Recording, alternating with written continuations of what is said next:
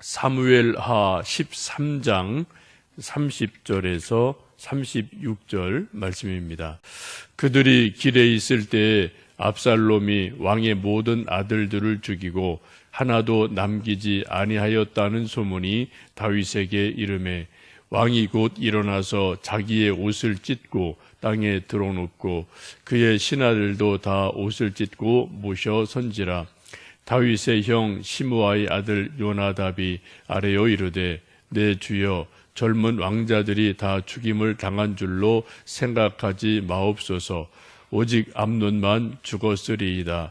그가 압살롬의 누이 담말을 욕되게 한 날부터 압살롬이 결심한 것이니이다.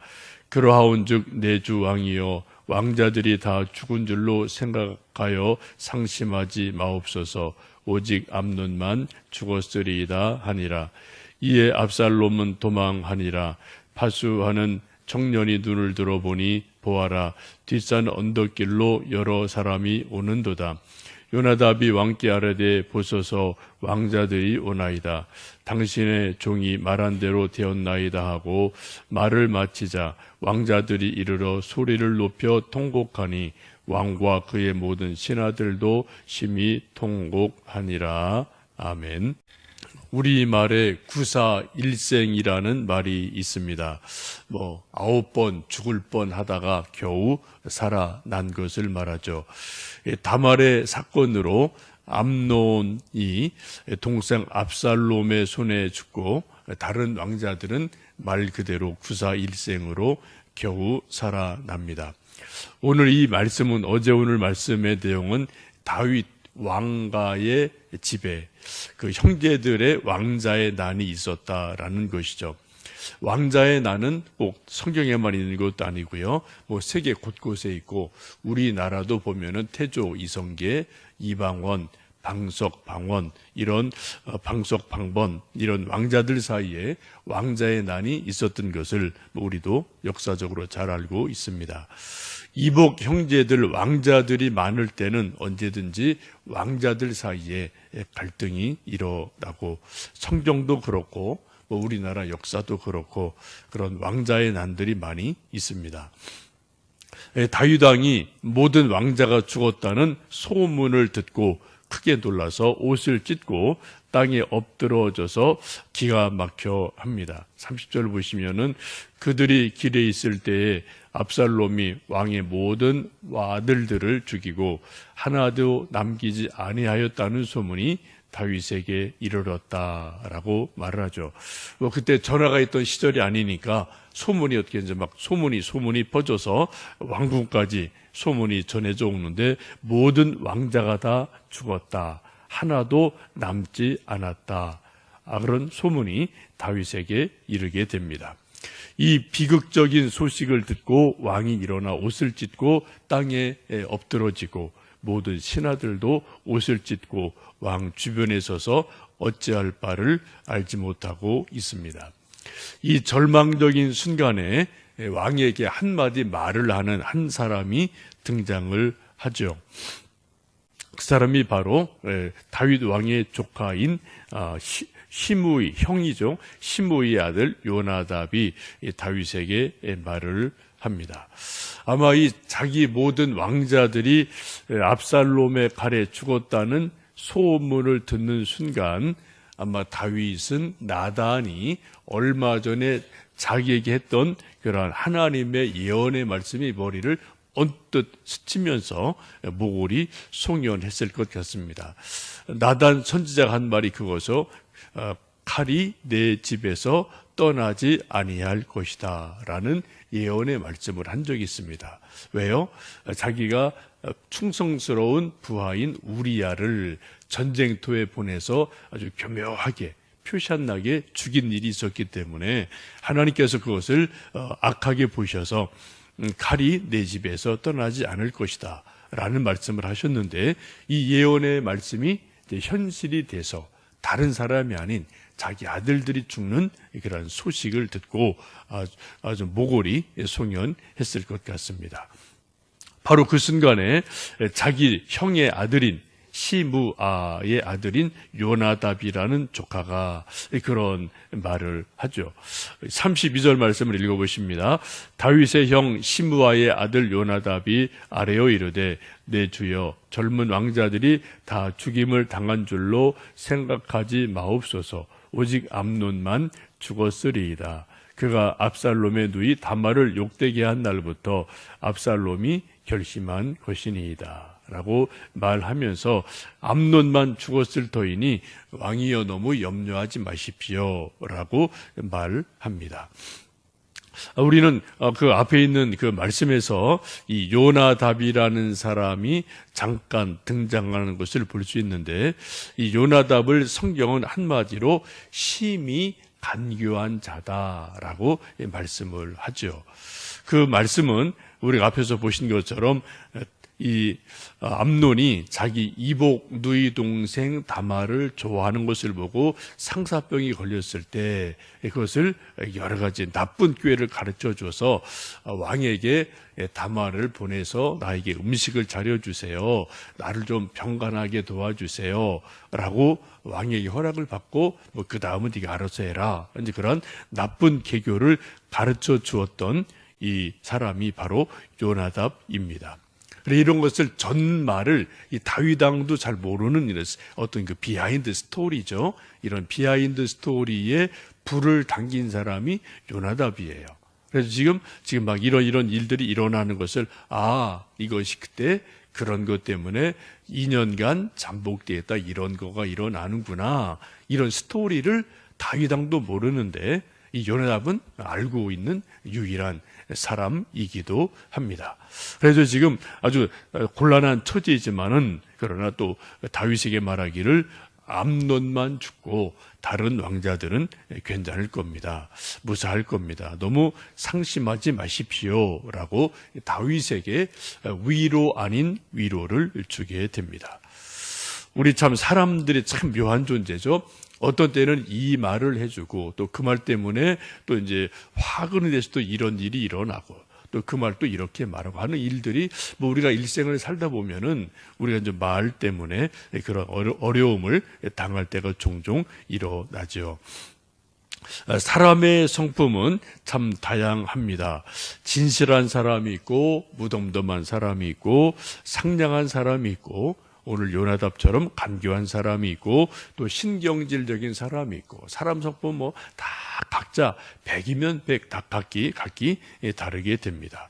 이처럼 사람의 성향이 다른 것은 자기의 독특성이고 자기만의 특징입니다. 그건 어떻게 보면 태생이 그럴 수 있고 천생이 그럴 수도 있는 그러한 부분이 있죠. 근데 중요한 것은 우리가 이 땅에 태어날 때는 각자의 모습으로 각자의 특성을 가지고 태어나지만 우리가 어른이 되고 또 인생을 살며 예수님 믿는다는 것은 가장 중요한 것이 예수님을 닮아가는 그러한 삶이 되어져 가는 것입니다.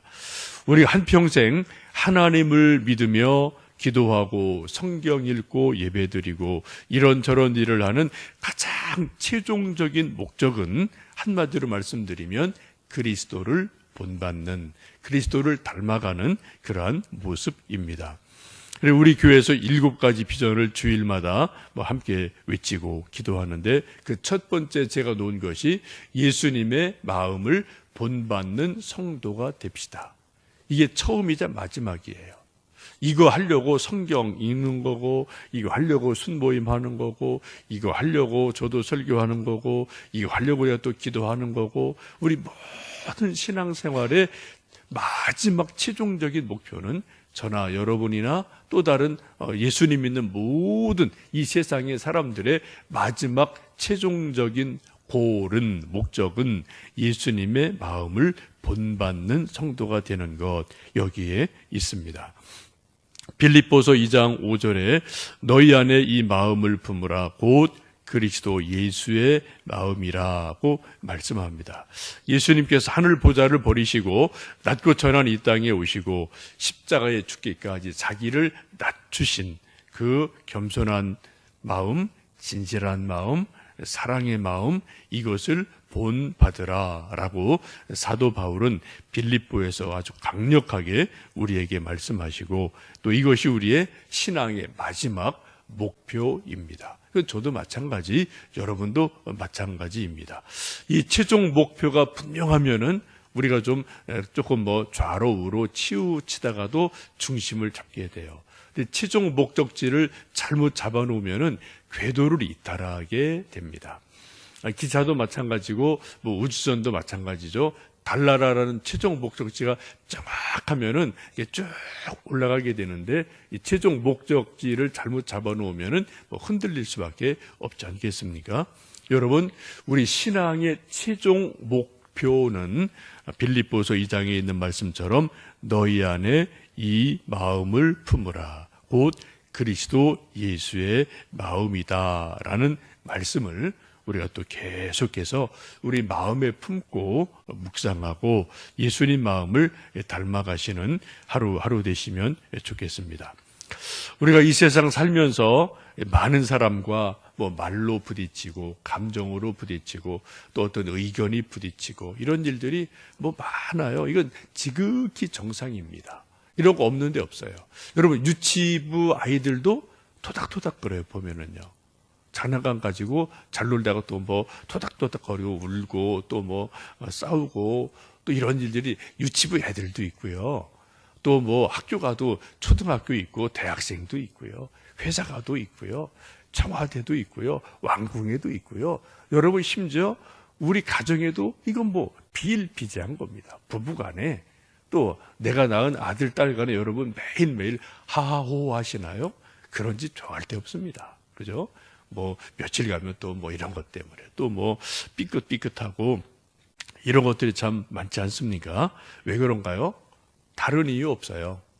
나도 내 성질이 있고 우리 아들, 딸도 성질이 있고 걔들 생각이 있고 감정이 있고 다 자기 것이 있기 때문에 이 모난 것들이 다 사람들이 있기 때문에 이 모난 것들이 계속 부딪힌다는 겁니다. 그러다 보니까 언쟁이 있고 감정이 상하고 또 불꽃이 튀고 이런 일들이 일어나죠. 잠언 27장 17절 말씀하기를 철이 철을 날카롭게 하는 것 같이 사람이 그의 친구의 얼굴을 빛나게 하느니라고 말씀합니다. 솔로몬도 인생의 본질을 꿰뚫어 본 분이에요. 철을 날카롭게 하는 것 같이 계속 부딪혀서 철이 철을 불꽃이 퍽퍽 튀죠. 철과 철이 부딪히면은. 근데 그런 것들이 날카롭게 하는 것처럼 친구가 사람의 얼굴을, 친구 얼굴을 빛나게 해준다. 서로 부딪히지만 서로 친구 얼굴을 빛나게 해주는 것이 인생이다라는 것을 보게 됩니다. 하나님이 우리 인간들을 다듬어 가시고 성숙하게 만들어 가시는 가장 좋은 길은 그냥 내버려 두는 게 아니고요. 자꾸 부딪히게 하는 거예요. 내가 내 안에서 나랑 내가 부딪히는 게 있죠. 내가 나한테 못마땅한 게 참 많을 때 있어요. 또 사람과 사람 사이에 계속 부딪히게 돼요. 그래서 모난 부분을 자꾸만 다듬어 가고 깎아 가게 됩니다. 근데 그건 아픈 과정이지만 그러한 과정을 통해서 빛나는 존재로, 성숙한 존재로 조약돌같이 둥글둥글한 그러한 존재로 익어가는 것이 우리 인생이고, 우리는 또 예수님 믿으면서 그런 예수님의 마음을 본받는 사람이 되어 갑니다. 이제 봄이 되었는데요, 여러분. 계절마다 독특성이 있습니다. 봄에는 꽃이 핍니다. 이제 여름에는 늦은 봄쯤 되면 꽃 지고 이렇게 열매들이 맺혀요. 여름에 크게 사과, 감 이런 것들이 크게 크죠. 근데 그 안에는 단맛은 없습니다. 가을이 돼야지 이제 크기는 멈추지만 단맛이 안으로 스며 들어가지 않습니까? 이 하나님이 이 세상의 과일과 나무를 이렇게 이끌어가는 하나님의 어떤 법칙, 섭리죠. 한 원리죠. 우리 인생도 마찬가지라고 생각합니다. 우리도 이제 키가 크고 지식이 크는 것은 어느 정도까지 가면 단지 더 이상 할 수 없어요. 저도 키 더 이상 크지 않습니다. 여러분도 키 더 이상 크지 않습니다. 이제 우리가 중요한 것은 안으로 어떻게 성숙해서 익어가느냐, 어떻게 예수님 닮아가느냐, 이것이 우리 남은 인생의 최종 목표인 줄 압니다.